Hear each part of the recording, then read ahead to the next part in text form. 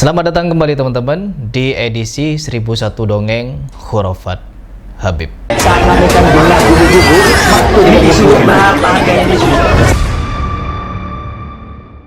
Nah, seperti biasa dari kemarin saya akan membawakan khurafat atau cerita dongeng Habib dari kitab-kitab mereka yang sudah diterjemahkan dan patut untuk kita ceritakan kepada orang betapa cerita itu sangat menginspirasi bagi orang-orang pengarang dongeng.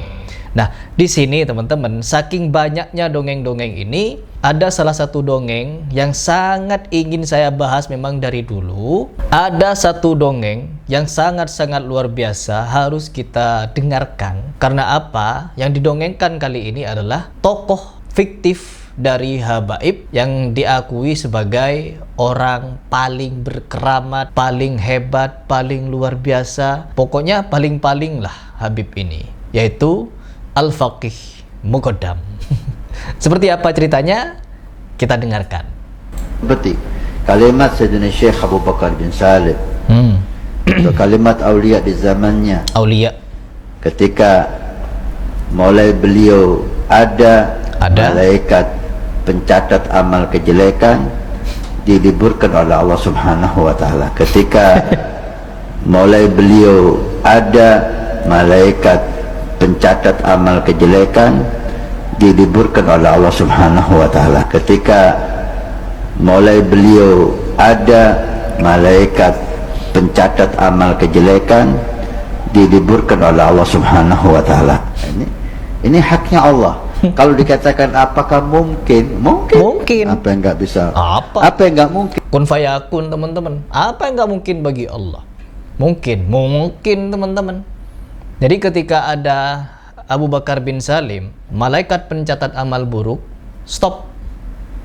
Yang bekerja hanya malaikat pencatat amal baik, teman-teman. Jadi semua amal kebaikan seluruh umat di dunia dicatat baik oleh malaikat. Yang buruk tidak dicatat. Jadi semua pemaksiat di zamannya Abu Bakar bin Salim aman sentosa dari siksa kubur, siksa neraka, dan lain sebagainya. Akibat keramat fiktif dari Abu Bakar bin Salim. Siapa yang keberatan? Abu Bakar bin Salim atau Faqih Muqaddam kita juluki sebagai keramat fiktif. Itu tokoh kami, itu kakek moyang kami, itu paling luar biasa. Nabi SAW lahir ke dunia, tak ada satupun mengisahkan bahwa Nabi SAW menjadi perantara malaikat stop nyatat. Malaikat pencatat amal buruk terkhusus.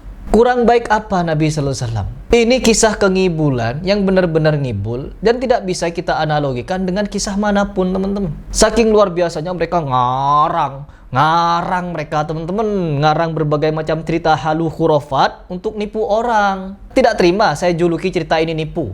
Nabi Muhammad SAW ketika lahir ke dunia, apakah ada catatan amal buruk ditutup? Malah dicatat, teman-teman. Ya, orang-orang yang zalim kepada Nabi dicatat. Orang yang zalim kepada si fulan dicatat. Bahkan orang perang pun, sahabat yang berperang dicatat amal baik dan buruknya. Karena apa? Seperti yang saya ceritakan kemarin ketika ada suatu kisah seorang anak muda yang meninggal tertancap anak panah, diklaim oleh para sahabat anak muda tersebut masuk surga, mati syahid. Apa kata Nabi SAW? Tidak. Sebenarnya dia tidak masuk surga, tapi masuk neraka. Kenapa ya Rasulullah? Bukankah dia berjihad dengan engkau? Apa kata Nabi SAW? Ya, memang betul. Tetapi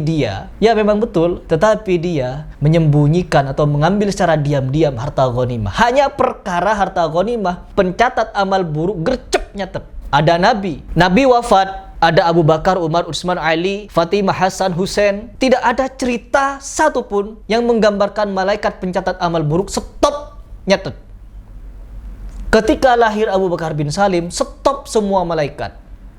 Kenapa stop? Lahirnya seorang wali kutub fiktif. Sejak zamannya Nabi Adam sampai Nabi SAW dilahirkan berbagai macam orang soleh, para nabi, para rasul. Tidak ada satupun kisah di antara para nabi-nabi ini, rasul-rasul ini, bahwa malaikat pencatat amal buruk stop nyatet amal buruk orang. Ini, teman-teman, orang yang sudah terdoktrin dengan dongeng takhayul khurafat dari para habaib ini, pasti ininya susah untuk menerima akal sehat kembali, kewarasannya kembali. Kenapa? Jangankan seperti ini, orang gila dianggap wali kalau dari Habib. Majedub seperti Wan Sehan, itu jangan ditimbang tuh, lain urusannya. Jangan ditimbang pakai akal kita. Jangan ditimbang pakai akal kita. Jangan ditimbang pakai akal kita. Wan Sehan itu apa sih artinya majdub, Bu? Pak, majdub. Majdub itu artinya juziba, ditarik. Mohon maaf, seakan-akan akalnya itu udah ditarik, udah nggak sadar. Orang kalau hilang akal dituntut apa kagak? Udah nggak dituntut, nggak mukallaf. Dia akalnya sudah tertarik. Kenapa? Karena saking tenggelamnya dalam cinta kepada Allah Subhanahu. Dia ngikuti Al-Quran tapi nggak ngikuti habaib, ente juga sesat. Gila, wali bagi mereka.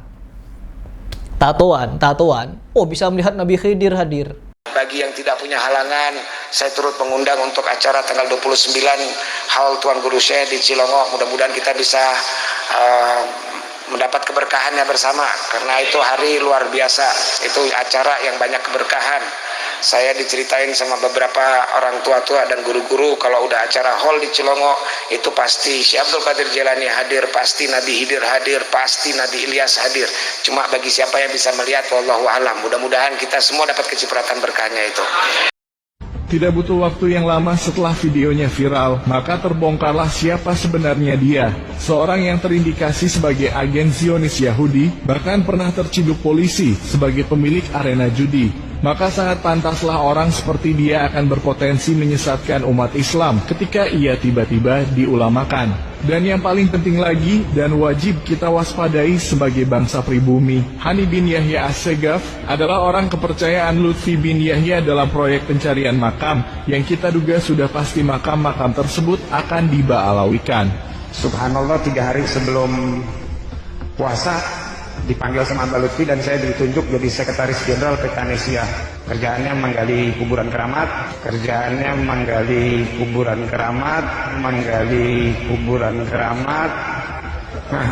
mempersatukan orang dan ngurusin anggota yang sebanyak 6 juta se-Nusantara. Dia ngikuti Al-Quran tapi nggak ngikuti habaib, ente juga sesat. Apa gak ngibul namanya? Apa gak konyol? Ya begitulah kisah dongeng Khurafat Habib. Saat mereka dengar dulu waktu di surga